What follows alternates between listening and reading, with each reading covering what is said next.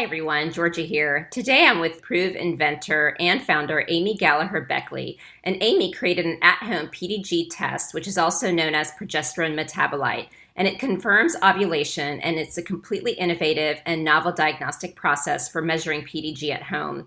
We'll learn about the company, uncover why she created this test, how PDG levels play an important role in your fertility, and the challenges that women face in seeking help given the complex dynamics of our healthcare system. I promise that you are in for a real treat. Amy, it's so nice to talk to you today. Welcome. Thanks. It's great to be here. So for everyone who's listening, I met Amy actually through an article that was published about her organization. And after my 10 years of struggling with infertility and reading about her test, which she'll tell us about, which confirms ovulation, I couldn't believe how obvious it was that this was missing in the marketplace, and how it's quite a simple idea, but a much needed thing to fill some gaps in those who are trying to and struggling to conceive. So I was very excited to have the opportunity to formally be introduced to Amy so we can share with all of you the great things about Proov, as well as talk about just women's health and some of the gaps that we're all facing in our trying to conceive efforts. So Amy, tell us about yourself. Amy Beckley. I have a PhD in pharmacology. Loved science. I've studied hormone signaling and drug development and vaccine development, a bunch of fun things for about 20 years now. And it wasn't until I had a personal battle with infertility that kind of got me really ingrained in reproductive endocrinology and hormones and getting pregnant. I was in 2006, my husband and I decided we were going to try to conceive. And, I did all the tracking and all the LH tests and the thermometers and, all the things.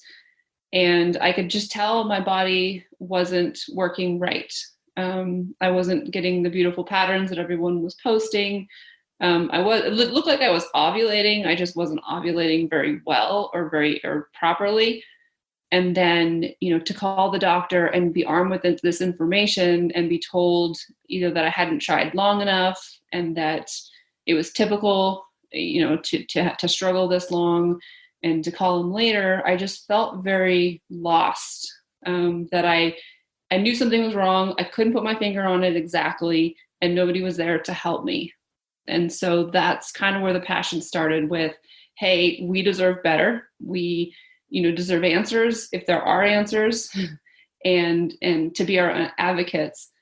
So, after about 6 months, we did get pregnant. I lost it about a week into the pregnancy, which is very devastating. But then I thought, okay, well, at least this is my in. At least, when I call the doctor, they'll actually, treat me.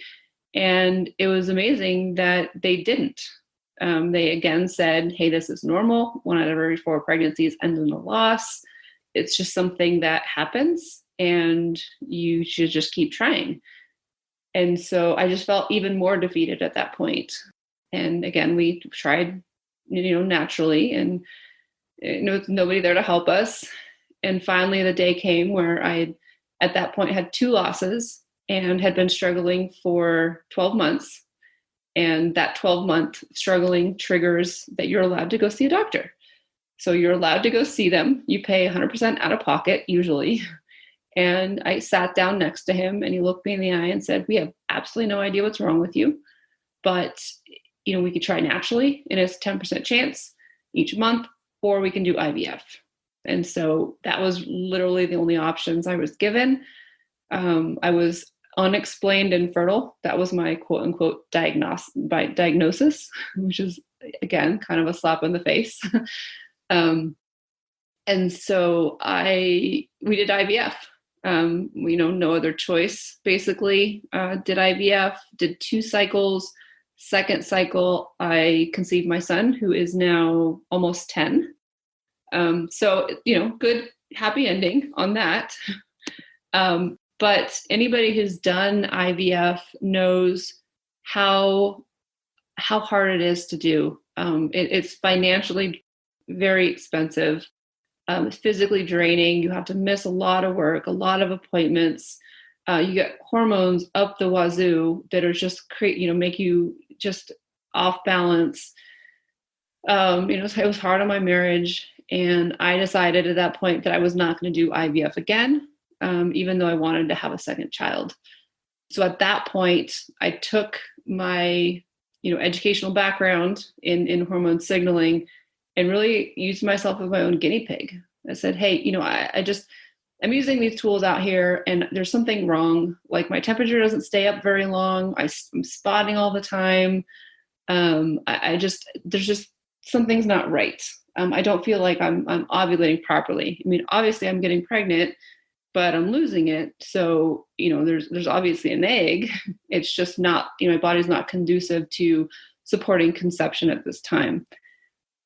So had lots of conversations with my physician, and we talked about all the different things that, it could be. And I told him, I'm not doing IVF. So let's try to diagnose and fix me so that I can do it naturally, or I'll just be happily with one child and not more. So we went through the diagnostics, and, I got the cycle day 3 blood work. Everything looked fine. I got the ultrasounds, everything was fine. Got the day 21 blood work. So this looks for progesterone. That number was fine, showed I was ovulating. But what was interesting was the day 21 blood work, and it showed that my progesterone was okay, that I was ovulating. But then a day or two after that, I would start spotting, and then my period would come. And so that is called luteal phase defect. And so that is one of the biggest problems with ovulation out there. And so you ovulate and you have good progesterone levels, but it causes you to drop too quickly. And if you think about ovulation and conception, the time from when your egg leaves the ovary and gets to the uterus is about 7 to 10 days.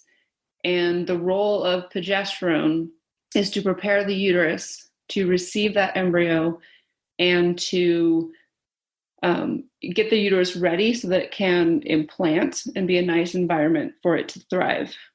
And so you need progesterone to stay high between from when you ovulate all the way until 10 days after ovulation, to make sure that your egg has enough time to go down the fallopian tube and attach in the uterus before your progesterone falls and you start your period. And so that was the theory, was I had what's called luteal phase defect, is that I was, ovulating, just not very properly, not very well. And so I asked my doctor for a simple supplement. Wasn't making enough progesterone, so could I just have extra progesterone after ovulation? And he agreed. And within a couple cycles, I was pregnant. And I was pregnant with my daughter, who's now 6. And so that was kind of my aha moment, where it was like, if we could help women understand, are you ovulating properly? Or are you at risk for luteal phase defect or weak, we always say weak ovulatory events, that could empower women with more information so that they can reach their goals faster. Okay, thank you so much for sharing that background. I think it really helps give context for why it can be a challenge for some women to understand why they're struggling. And I can attest also that unexplained infertility diagnosis is horrible. In my case, it was endometriosis after 3 years of unexplained infertility because I didn't have any symptoms, and also underlying immunological issues. And so it is really hard when you're sitting with that, because we know there's information. So either it's, in your case, the doctor's not investigating enough, or it's something that maybe has not yet been researched. But it's great to see that you've taken this to another level to try to solve for it. So then talk to me about the Proov test and what it does and how it works. Yeah. So the Proov test is the first and only FDA cleared at-home ovulation confirmation kit.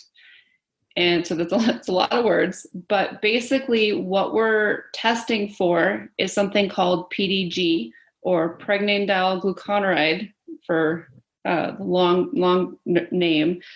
But basically what that is the progesterone metabolite. And so after you ovulate, you produce progesterone, and the progesterone is in this serum, and you can go get a cycle day 21 blood draw, and you can measure your progesterone levels. And that's great, but you're only getting a single point in time. And you have to go to a lab, you have to get a blood draw, but you're providing this little piece of information on your ovulation. And so what we did is we made a product that was non-invasive. So instead of measuring progesterone, we measure the metabolite. So progesterone circulates in the blood, goes to the liver, gets metabolized, and then secreted in the urine. What Proov does is it measures that PDG in your urine.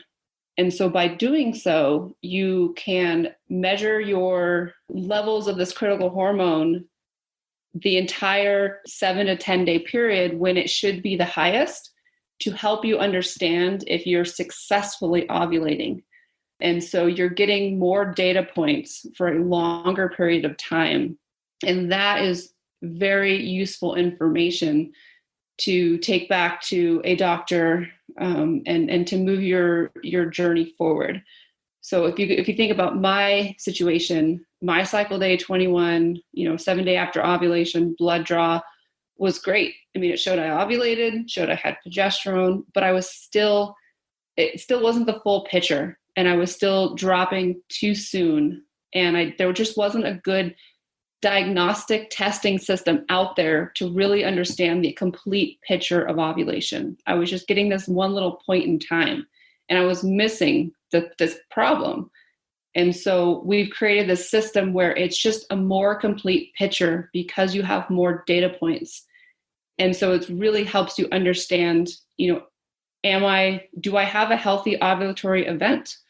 Not just, yes or no, did I ovulate, but is it healthy and is it successful? So that's really, what we're aiming to do with the Proov kit. It's in my opinion, 3-4 steps ahead of a blood draw, because you don't have to get a blood draw. You don't have to go to the lab. You can do it at home. It takes 5 minutes. You can get it on Amazon. You can get it on our website. So you don't need a doctor's prescription or a doctor visit. So we're just trying to make it very, very accessible for women to have this information. And then once they have the results, they can be more empowered. They can say, you know what, I'm ovulating healthy, and this isn't a barrier for me to conceive. Or they can say, you know what, I didn't get the results I wanted to get. Proov wasn't positive during this window. Let me talk to my doctor and have a specific conversation with them and say, hey, I took these tests. Here's the results. This is, a stepping off point to have a better conversation. So if you go back to my story, I had no idea what was going on. I had like zero things to say to him. And so he was like, well, we don't know. We did all the standard tests. We have no idea. IVF it is. But the second time around, I said, okay, here's the data. Here's what suggests. Here's, our stepping off point. And that kind of guided the conversation so that he could treat me better and we could get to the outcome faster and less stress and a whole heck of a lot cheaper. When I first read the article, I was really excited, but I got even more excited when I spoke to you to get to know this particular nuance, because it is true that a lot of doctors will test on day 21 of a cycle to confirm ovulation. But even I didn't know after 10 years into this, and I'm really embedded. I talk to so many experts all the time, and 10 years in is when I'm learning that, the PDG can really change over time. And that's really the story that you need to understand around the luteal phase defect. And from what I'm hearing in the way you're explaining this, it's almost like the next level of detail from the ovulation tracking charts. Because I know that people will track their BBT temperature and cervical fluid, et cetera, but it seems like this is just an additional data point to have an even more effective conversation with clinicians. Would you say that? Yes, absolutely. Absolutely. Doctors are very busy and they do their absolute best to treat you.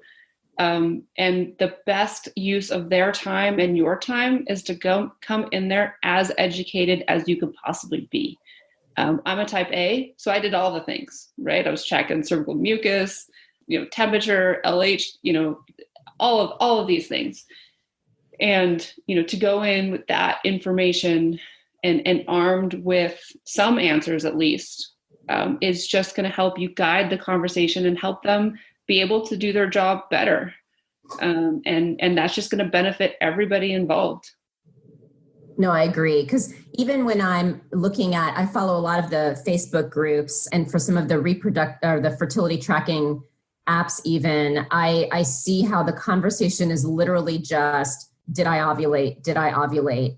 And, it's frustrating for me that, women aren't aware that there's so much more to it than that. And this is another piece, which is, okay, if you ovulated, that's fine. But then do you have enough of the metabolite to be supporting you throughout a potential pregnancy? And that is really important.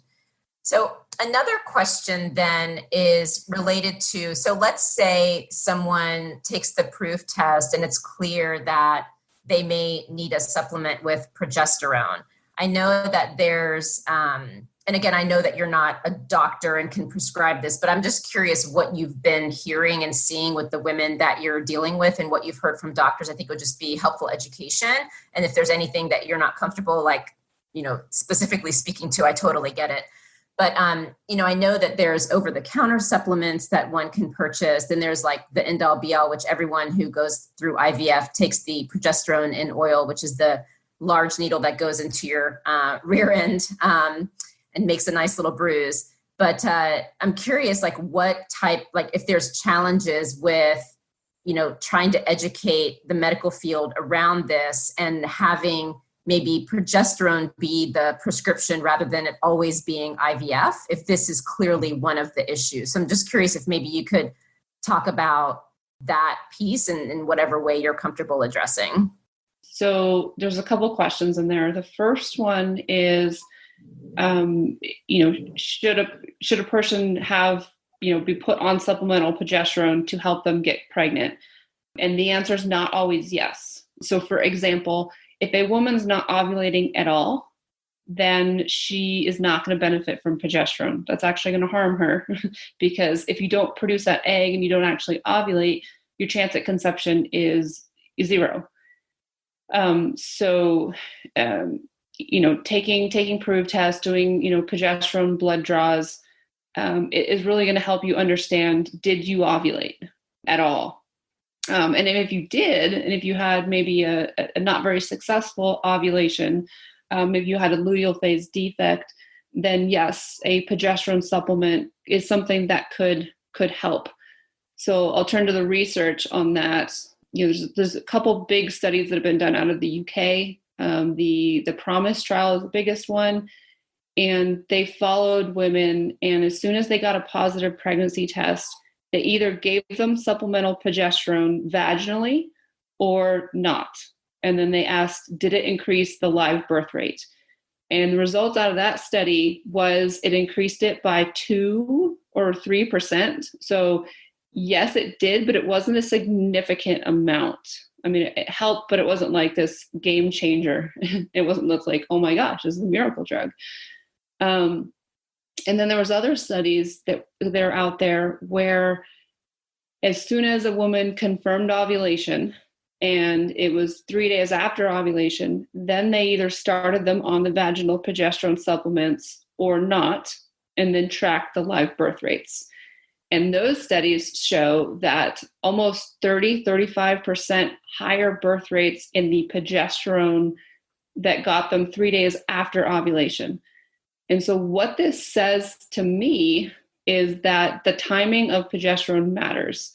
So if you think about what exactly does progesterone do for the body, and what it does is it prepares the uterus to receive the embryo.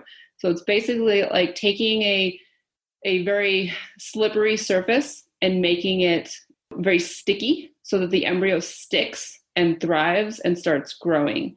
And so without that progesterone, that embryo could come down and just not attach to the uterus. And so you don't get conception. And so if you give progesterone too late, like if you give it at a positive pregnancy test, it's just, you've already passed the why you need a progesterone in the first place, was to get ready for the body to receive that embryo. So timing of progesterone matters, and literature shows that starting it sooner than later is more beneficial, as opposed to the different routes. Progesterone and oil is always what they do in IVF. I got such severe sciatica from it the first cycle that I literally couldn't walk, that I was like, I'm not doing this. And so I changed to vaginal for my second, and I have a son because of that. So I know it works. Oral progesterone does not work very well because it passes through the digestive system, and by the time it reaches the uterus, it's not in the same form, and so it's not as effective. Creams are great for women that are going through menopause, perimenopause, but studies show that it takes about 10 days for the progesterone to reach the uterus and the circulation when it's taken through the skin. And so while women during menopause have that 10 days, women that are dealing with fertility issues usually don't. So it's almost like too little, too late kind of scenario. And so I often don't recommend, I just don't like the data coming off from the creams on a fertility standpoint. So, if you have a progesterone deficiency, you need to talk to the doctor and you need to get something prescription level. That's what I always suggest. Before you go on Amazon and self-medicate and do things, always talk to a doctor first. If you have a slight deficiency, you can do things naturally. So a lot of our, women that use Proov, they're getting results that are just barely not great. And they're able to do diet, lifestyle, stress relief, kind of natural things to help them increase their levels. And then, the Proov results turn positive the next cycle. And then we see them posting their positive pregnancy tests.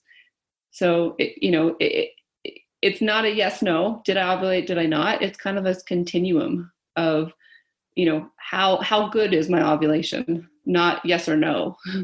And so by collecting more data points and having additional pieces of information, you can get closer to, well, what's the path I need to take? Do I need to ask them for Clomid Femara? Do I need to ask them for a progesterone supplement? Do I just need to change what I'm eating? Do I need to do some stress relief? Do I need to go to the spa? Those are the kind of things that you can answer if you had more information. And when you talk about diet changes to help with progesterone, what are some of the things that you've seen in the community when they talk about it, like in your Facebook group and just directly with Proov, that seems to be working? Seed cycling is like voodoo crazy, but it works. So this is idea that you eat different seeds at different phases in your cycle. So the first part of your cycle, when estrogen is dominant, you eat flax and pumpkin seeds. And then in the second half of your cycle, when progesterone is dominant, you eat sunflower and sesame seeds. And that will support healthy estrogen and progesterone levels. And so women will come in and they'll test with Proov during the recommended time, which is 7 to 10 days after ovulation. And some of them will be getting positive results 3 out of 4 days. And they're just a little worried that they're dropping a little too soon.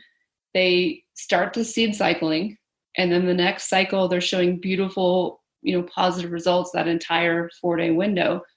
And then they get their positive pregnancy test. And it's just, it's mind blowing how something so simple could have such a profound effect. Because hormones are very tied to what we eat. and how we treat our body. It's interesting. So, we're in the middle of this pandemic, right? And everyone's super stressed out. And I'm getting a lot more people saying, hey, my Proov strips aren't working. They're negative. They've always been positive. I'm like, well, we're kind of stressed out right now as a society. So I don't think it's the Proov strips. I think it's probably your body responding to the stress. The menstrual cycle is amazing. Like they call it the fifth vital sign because it's a snapshot of your health, right? So if you're in balance and you're healthy, then your body is signaling to you, yes, we're ready to support life. And so you have a nice, healthy menstrual cycle. But if something's out of balance, you're stressed out, you're not eating well, you're not taking care of yourself, you have inflammation, your body goes, oh, no, we got to take care of this first. And they pull resources from the menstrual cycle. And the biggest one of that is progesterone, because it's the last hormone that gets released. And so by understanding your ovulation, you're not only, can I conceive? Am I healthy? Is there something out of balance? And so it's really just something that a lot of women track because they want to be healthy and they want to be in balance. No, absolutely. And I appreciate that.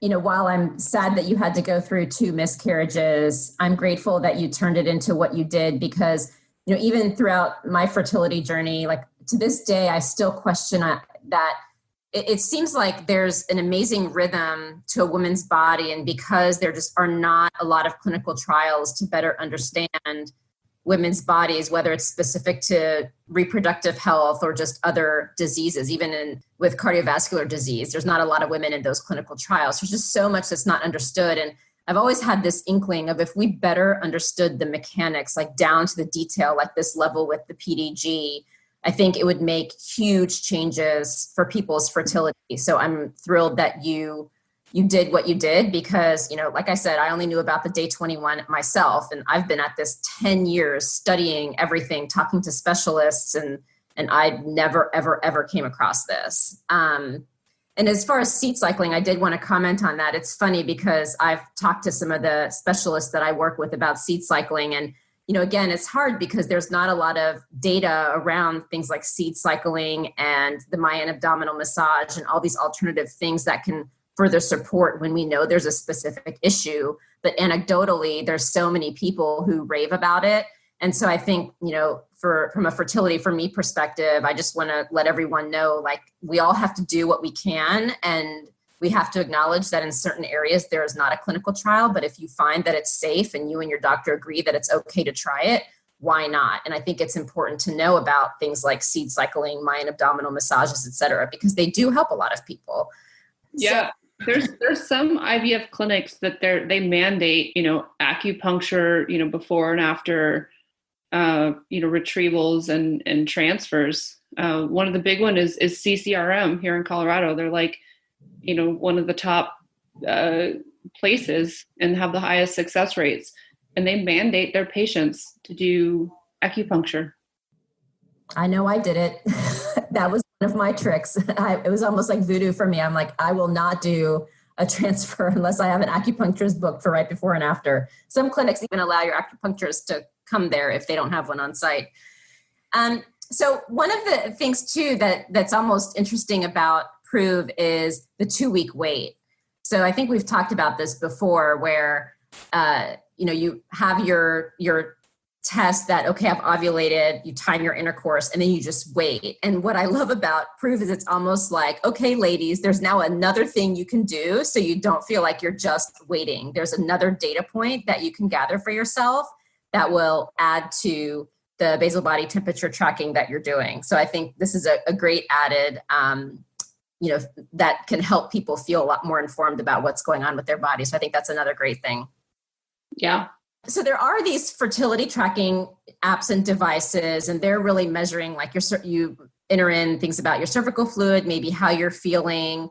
And then there's and your basal body temperature, and you track. And again, like I said before, a lot of people just use it to determine when they're ovulating. Not a lot of people use or even understand how to monitor it from other aspects. But it is another tool that people use. Another that they supplement with to better understand ovulation is the ovulation predictor kits. So maybe just to make sure that everyone is really clear. So what does an ovulation predictor kit do versus what does the Proov test, which confirms ovulation, do? So how are those different? They measure different hormones that are produced at different times of the cycle. So ovulation predictor kits, monitoring cervical mucus, even basal body temperature, those types of devices are geared towards predicting ovulation. And so that tells the couple, when am I going to, drop an egg, so to speak? When am I going to ovulate? And when am I most fertile? Therefore, when should I have intercourse? And so those typically measure a hormone called LH, or luteinizing hormone. Some of them also measure estrogen. And so those are the hormones that are produced in the first half of your cycle. So estrogen goes up, and then your egg is mature, and a surge in LH, or luteinizing hormone, causes that follicle to rupture and the egg to be released. And that is called ovulation. And so those predictor kits tell you, okay, I'm going to release an egg. This is when I'm most fertile, because an egg is only able to be fertilized for, less than 24 hours after it's released. And so that really pinpoints, okay, this is when I should have intercourse. And so the egg leaves the ovary, travels down the fallopian tube and to the uterus to get to implant, for a pregnancy. And if you want to actually confirm that this ovulation actually happened, you have to measure progesterone with a blood draw, or you measure PDG with a Proov kit. And that tells you, yes, you actually, ovulated, you're actually producing this second hormone, progesterone or PDG, to get your body prepared to ovulate, or to receive the embryo and be pregnant. A lot of women, especially with PCOS, will get the positive LH surge, and they'll think that they're ovulating, but they're not really have this healthy ovulation event. So it's important not only to predict when you're going to ovulate, but also to confirm that it actually did happen. In my case, I was predicting it, having intercourse at the right time. I just wasn't confirming that I had a good ovulatory event. And that's what was preventing me from having that take-home baby. And so, just as important as it is to predict ovulation so you can time intercourse, it's also important to confirm ovulation to know that you're actually ovulating and even have a chance at conception. That's absolutely true. Thank you so much. I think that's a really good explanation to help the community who is trying to conceive better understand the different aspects of how the body works. Because unfortunately, we just aren't educated a lot, right? I think we're both of the generation, and I do hope by now things are changing, where it was you get your period, go have babies, and that's about it. So thank you for that further education. Now, in an interesting time when it comes to fertility, only 10 years ago, people weren't talking about it. It was pretty secretive. And now we've gone to the other extreme where there's clinics that just focus on egg freezing so that people can bank their eggs for one day when they want to get pregnant. It's all over social media. Celebrities are talking about their reproductive health, whether it's specific to having a baby or challenges with things like PCOS and endometriosis. And so I can imagine with the noise of so many people talking about it, that trying to even get in and introduce a new way of thinking can have its own challenges, even if it is something that would prove helpful. So I'd love to better understand some of the challenges that you faced in educating the community, whether it's the women or even the clinicians, around having this additional data point to support someone's trying to conceive efforts. The few challenges that we've had have been some of the doctors see the studies that, like I said before, the PROMISE trial, where there's only a 2% chance or 2% increase in live birth rates following progesterone supplementation.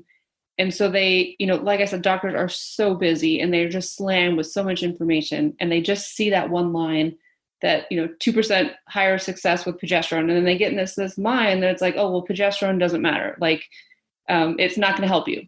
I'm not going to do it. It's only recommended if you've had 3 losses. And then they just kind of, shoo you off until you've had 3 losses, and then you qualify for such treatments. But to that, it's just that we have to educate, and we have to, it's not their fault. Like, they are super busy. It should be the woman's role to know as much about her body that she can, so that she can come in and she can have those good conversations, and she can, say, here's the data, here's what I want, here's these studies, and, advocate for herself. And if that doctor still won't listen, there's a lot of doctors out there, go get another one, one that's going to support you. So that's been one thing that's been challenging is, people that do, and I'm air quoting in case you can't see, wrong science. And it's not the right science. And that's what gets publicized and kind of disseminated into the world. And so, the more we can know about our own bodies and advocate for ourselves and have physicians and medical professionals that support us, the better. And then the other challenge is we designed Proov to look like a pregnancy test or an ovulation test. And we did that on purpose because we wanted it to be easy. We wanted, you collect first morning urine, you dip a strip, you wait 5 minutes, you read the number lines. Like, just super easy that everybody can have access to this information. It didn't require, $200, $300 piece of equipment that you had to purchase. It was, didn't require a lab. You didn't have to get a prescription. Just how simple that is. But people see, the test strip and they go, oh, that's just an ovulation predictor kit. I have those already. And so really educating on the science, on how it's different, and, how powerful this additional information is a little bit challenging, because if you see a picture of our test next to an ovulation predictor kit test, be like, oh, they're the same. Why do I need both? I can definitely see that as a challenge with the intention of trying to make it something that people understand, but then they don't understand the nuance to understand that it actually is different. And I do want to echo about being your own advocate. I recall recently I went to a doctor's office, and they basically said, well, there's nothing we can do to test for what's going on with you because my cycle's off. And I agree with you with the stress, but I think there might be some other things going on. And I had to literally list out for her the blood work I wanted done, because she was like, I'll order it for you, but I don't think it's going to do anything. And luckily I was armed with what I think I needed to be tested for, just to make sure that there wasn't an issue. And that was really frustrating.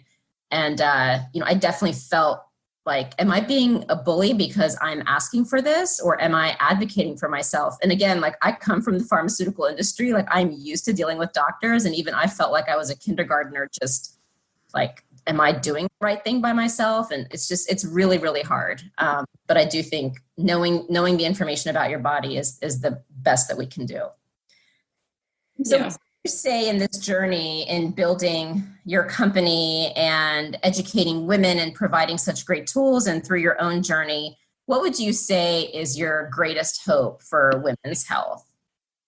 There are so many amazing people out there doing amazing innovations that are getting us closer and closer to understanding more about our bodies and getting us to where we need to go.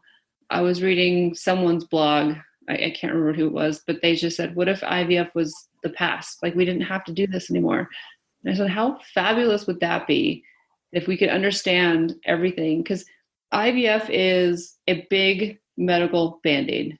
Means we're just going to fix everything that could possibly go wrong in this big procedure, which is great. It is amazing. And, I have a son from IVF, and I never would have had him if I hadn't had IVF, but I also know how stressful and time consuming and expensive it can be. So if we can get to a world where we don't need to do IVF, we can fix everyone's problems without it, that would be huge, be absolutely huge. So, there's so many smart people out there that are making amazing things that I have, good hope for the future that we can really, fix this problem. And, infertility rates are growing. They're not shrinking, they're growing. And now there's going to be more innovation to address that. I have good feelings for the future. It makes me think about the survey that we built at Fertility for me, just kind of going into that, what if we didn't need IVF? Because one of the things that I've observed in the journey is women are the best source of information for what's going on the ground, because the doctors, legitimately so, are using data to help drive decision making. But like you said, they're very busy. And so, they're, and as a consultant, it's all about stakeholder management. So that's my profession on the side. And, in thinking about all the stakeholders, when you look at women, we're the ones who talk to each other outside of the doctor's office to figure out what's working, what's not working, what are our friends doing, and how is it helping them. And I think that's really where so much of the wealth of information is. And that's why I built the survey, because if I could crowdsource that into data to see what are some trends that are happening that maybe no one even realizes, to add to people like yourself who have the scientific knowledge around how the body works, and merge all of this information to figure out what really is the best path forward. And, I hope that data will be helpful. It is my hypothesis that it can, because then it levels the playing field of information rather than it being scattered around on Facebook groups or internally with a small friend network who knows the secrets of what works. So yeah, I definitely do see there's a lot going on in women's health, and this is just such a great time to be a woman, honestly. Yeah, absolutely. So what would you say inspires you on a day-to-day basis? I'm sure there's ups and downs, with trying to educate the community. But what keeps you going on those hard days? It's got to be the women in our Facebook group. So we pride ourselves on helping women become their own advocates and getting the information they need. So we created a Facebook group. It's a private group, and anybody who, uses Proov, wants to learn about Proov, wants to talk about, ovulation, progesterone, LH, any of those kind of topics, can come in and join the community. And seeing them come in with, oh my gosh, I'm at the end of my rope, to learning and using Proov and advocating, and then coming back on and showing us their positive pregnancy tests. I'd be like, you know what? This wouldn't have happened if I hadn't found you guys and I didn't advocate to get help. And that's so empowering, and it definitely keeps us going. We just started tracking, pregnancies that were a direct result of Proov, and we're up to 98. So it's like, wow, 98 people never would have gotten pregnant if it was not for Proov. That's wonderful. Well, congratulations. And what I see, Amy, if I could be your business planner, is once you get everyone educated on Proov, I can totally see a next move for you all is to continue with the diagnostics, because I really do think there's so much more we can better understand about how the woman's body works to better inform what needs to be done before jumping to IVF. And again, I don't think any of us are saying IVF is bad, but I do think many of us do agree that sometimes we jump to it too quickly. And a lot of it is because we just don't have the information. And so I do hope you continue on this path with your knowledge, and just congratulations. And I appreciate you making time, especially in the midst of COVID-19, and sending the best to everyone who's struggling with this really, really tough time. So thank you again, Amy. You brought up COVID-19, so I'm going to bring it up too. Go for it. We've looked at the data, and then doctors are like, well, should I continue to TTC? Should I not? This and that. Well, the fertility clinics are closed. It's not safe. And, pregnant women are unfortunately having to give birth by themselves because they can't have their significant other in there. And so, the approach that we've taken and that the doctors suggest is that women should take this time to learn about their bodies, right? So fertility clinics are closed. You can't do IVF right now. You can't do IUIs.